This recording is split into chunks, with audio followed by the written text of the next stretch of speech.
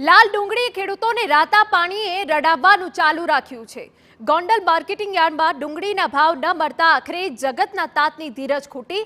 હરાજીમાં ખેડૂતોને ડુંગળીના યોગ્ય ભાવ ન મળતા ખેડૂતોએ પોતાની ડુંગળી નેશનલ હાઈવે પર નાખી દીધી। ડુંગળી લઈને આવતા તમામ ખેડૂતોએ ઉગ્ર વિરોધ પ્રદર્શન કર્યું અને ત્યારબાદ હાઈવે પર વાહનો રોકી ચક્કાજામ કર્યું। ખેડૂતોએ સરકાર વિરુદ્ધ નારેબાજી કરી। ખેડૂતોએ જણાવ્યું કે શહેરોમાં બજારમાં ડુંગળી પ્રતિ કિલો ₹50 થી 60 વેચાઈ રહી છે, ત્યારે ખેડૂતોને માત્ર 5 થી 10 રૂપિયા પ્રતિ કિલો મળી રહ્યા છે।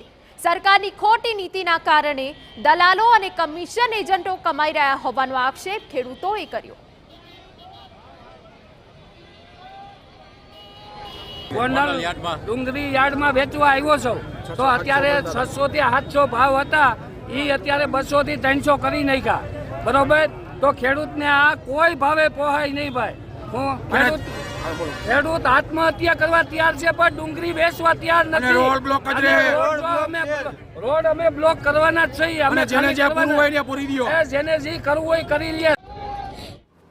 સરકારે નિકાસ પ્રતિબંધ મુકતા ગોંડલ માર્કેટ યાર્ડમાં ડુંગળીની આવક વધી જતા હરાજી બંધ કરવામાં આવી હતી।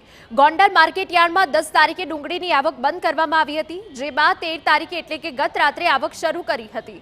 ગોંડલ માર્કેટિંગ યાર્ડમાં ગત રાત્રિના 80,000 કટ્ટાની આવક થવા પામી હતી।